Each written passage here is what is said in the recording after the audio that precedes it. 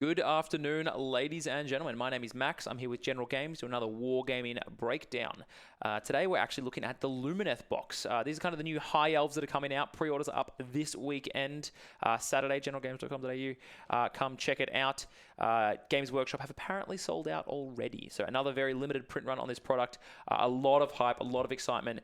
This is a bit of an homage to a lot of old school Wargamers. So if you've played a lot of fantasy, played the high elves back in the day, this is probably an army for you. They hold a lot of kind of rank and file style tactics.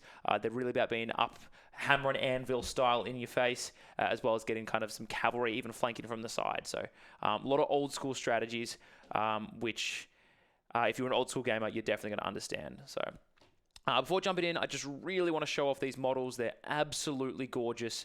You've got Teclas up in front, like having his griff on that kind of base. You can see the terrain's actually on the base as well. It's actually just divine. It is such a beautiful model. All of this army just really tries to emulate that feeling of the high elves and what they were once upon a time, as well as kind of your moo moo cows, which are pretty cute. I'm not going to lie. I'm a big fan of the moo moo cows. But let's dive straight into it. We're going on the Allegiance ability first. So the Allegiance ability is the Aether Quartz Reserve. What this means is that each unit on the battlefield, which is really important, you can do this multiple times across multiple guys, have a little Aether Quartz rock in their pocket. And once per unit, once per phase. So you can actually do this multiple times over the course of the battle, but only once in each phase. You can use that rock. You get -1 to your bravery characteristic, which is actually pretty relevant for a lot of this, a lot of enemy armies and things like that. So do take that with a grain of salt. But you get some really, really powerful abilities. Anything from Heightened Senses, which adds 1 to hit rolls when you're in the shooting or fighting phase, which is really, really cool. All the way to lightning reactions, which allows you to pick 2 eligible units instead of 1 to actually fight with, which is pretty huge. That's specifically in the combat phase, but it means that if you're getting your kind of anvil set up around with the vannarae, which we'll go into in a moment, and you can get both of them to really soften up your opponent's models before you kind of come in with your hammer for a big smash. So really, really cool. Very, very, very powerful. This is the vannarae that I was talking about. They're kind of the hold the line style guys. They're the anvil of the army. They have a really cool ability called Shining Companies, which I'll dive into just a moment. But these are gorgeous, gorgeous models. They have like 2-inch attacks, 3-inch attacks on those pikes. 3s and 3s because they're high elves, probably re-rolling 1s across the army, because why not? That's what high elves did. They just re-rolled 1. So expect a lot of re-rolling 1s in this army, I'm just telling you right now. But they're looking to kill off some Skaven very quickly. But what we have here is Shining Company. Now, Shining Company is when if you have the bases of 2 or more models touching the same model, you actually get -1 to shoot or hit you, which is pretty huge. So it's kind of trying to emulate this rank and file style game plan, which was very common in kind of old school wargaming, obviously. So if you set them all up, you get your wall, they're actually kind of touching each other that little bit, and you're a little bit shrunk. You might lose a couple inches on your side, so keep that in mind. But you actually end up with -1 to hit across the board. You also can't run and charge. That's very important as well. That's very relevant, so it's not as good early game when you're trying to kind of get into combat. You only also have a 1-inch pile-in. But having -1 to hit across the board is huge. Going 3s to 4s or 4s to 5s, like I imagine these guys have probably got a 4-up save, similar to Sigmarines, with maybe some extra rerolls or pluses because of buffs. So I think these guys in particular, you're going to sit them there. They're going to hold their pikes out. They are not going to move very much at all. They are just there to kind of gunk up a lot of the board. Now, after the vannarae, we have the Alar. They're from the Mounts of Hyesh, and they bring their cute little moo moo cows with them as well.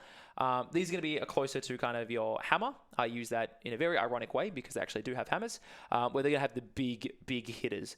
Multiple attacks, a couple of rend on that as well. Really, really powerful stuff. Wounded on like 3s and rend -1 or 2 at least on these guys, just from their hammers. I think it's going to be very, very powerful. They've also got some really, really awesome kind of complicated abilities, which we'll go over as well.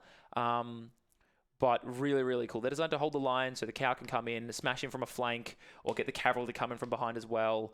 Definitely really, really cool guys. So they've got 2 abilities here. We've got Enduring as a rock. Now, after you actually set up, before the first battle phase and at the start of the hero phase, you can choose any number of Alarith and say they're up in the mountain stance. And if they do, they have a rend characteristic. You can't really see it here, but it's an extra rend characteristic of -1. which is very, very powerful.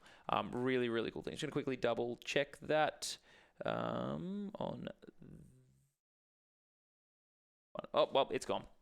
Yeah, so that's, it'll be an extra Ren characteristic on their ability. So really, really powerful stuff. You can just point at particular models and say, there we are, we have Rend.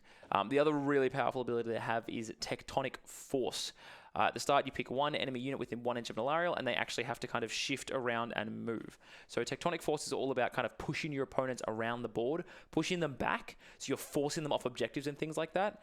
These Alariel, they're going to sit on objectives, and they are not going to move. They're just going to say, go away, this is mine.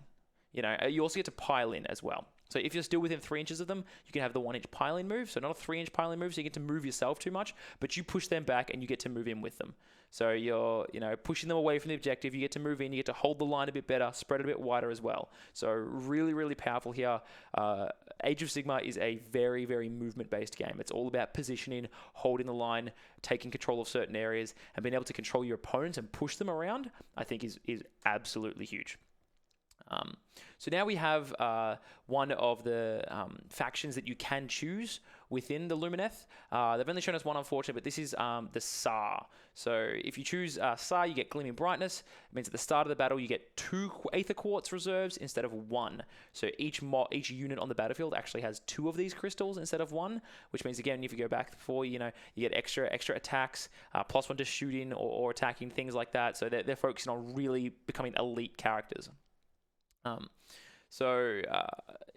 The other one here is if you pick one friendly Sar unit in any that has any Aether Quartz reserves and is wholly within 18 inches, and they can use another one as if they had it, which is very, very powerful. It's a really good command ability. You've also got Unity of Purpose here. After a friendly Illithian vannarae has a command ability, you can issue it without spending any command points. So you get to double up on all your command abilities, which is very powerful. Especially when you can't think of strike in unison. If you pick a particular model or a unit, getting him to attack, you get to choose another one without spending any command points as well. You get to attack with 4 models at once before your opponent ever gets to a chance to attack. So it's really, like, I can't reinforce enough. It's that rank and file, smash into my front, and we're just going to fight. And we're going to fight as many times as possible, and we're going to get all my guys striking first. You do not want to hit these guys in the front. You want to shoot them off the board. If you allow yourself to get tangled up in a melee with these guys, you were just going to lose. They're just going to get so many attacks in. They're not going to die. They're going to have huge saves. I'm calling it now. It's going to be very, very powerful. One other really important thing to mention as well. Now, this is some very, very powerful shenanigans coming in from Games Workshop, but everyone in this army has trained under Teclis, and they're a wizard. You're a wizard, Harry. It's happening. Every single character in here is actually a wizard. What to say their unbinds will be like, we'll find out kind of what that ability is. But they get some very, very powerful wizard abilities. One thing here is called Sun Metal Weapons. As a casting value of 6, if successfully cast, you turn regularly a 6 plus, a natural 6 is a mortal wound for a lot of the Aloran Wardens. But instead you make it a 5 plus. So any number of Lumineth Realm Lord wizards can attempt to cast Parapayesh in the same hero phase. So a lot of your Sun Metal weapons, a lot of your hammers, a lot of your pikes and things like that, they're all actually have a natural 6 as a mortal wound as well, which is huge. Having mortal wounds in an army is very, very important in the current day and age in Age of Sigmar. There's a lot of saving going on. Mortal wounds is integral. And to have all of your 6s dealing mortal wounds, again, very elite army. That gets that feeling of 6s explode back in the day. So 6s are mortal wounds, and you can actually cast spells that allow you to make 5s mortal wounds instead. And again, all of these guys are wizards. They can all cast it on themselves and be like, well, let's go for it. Let's see if we're on 5s. So very, very powerful army. I'm expecting a lot of rank and file. I'm expecting an elite kind of army, so you're not going to get a lot of them on the board, which will be interesting. High Elves obviously were, smaller, large units, but very small kind of units in general. So a large number, but you don't get as many, I should say. Sorry. So yeah, hold the lines, very, very rank and file. You can see the archers in the back there as well, shooting away. So really, really excited for this. Really keen on the Lumineth. I think it's going to be absolutely gorgeous. Pre-orders are up this Saturday on generalgames.com.au. If you haven't liked us already, jump us on Facebook. We'll have a post up on there, as well as Instagram. Come check us out there. We'll have some more information up as well. And then obviously you're watching this on YouTube too. So like and comment what you think about the Lumineth below. But limited amount of boxes here. Get your pre-orders in. I can't guarantee if this is coming back. I can't even guarantee if I can have some by 2 weeks from now when it's finally released. But otherwise, gorgeous army. Really, really excited. Really going to shake up some Age of Sigmar. I am tickled pink with a lot of this stuff. So tell me what you think below. Jump into those comments. Say what you like. You have yourself a wonderful day. My name is Max, and this has been another General Games Wargaming Chat. Cheers, guys.